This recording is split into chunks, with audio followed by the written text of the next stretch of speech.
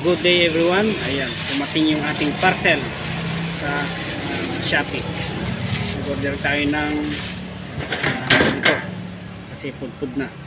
Kailangan natin ito sa ating unit. So ito na. At bubuksan na natin.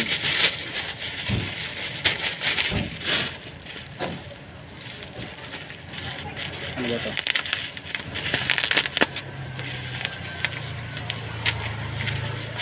Ayun, ganda, ayos siya, ayos. Pwede siyang lagyan ng stick.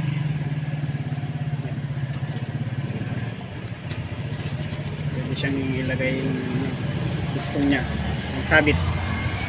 So ayan, okay naman sa halagang 36 pesos. Mas mura ito kaysa dun sa nabili ko dun sa market.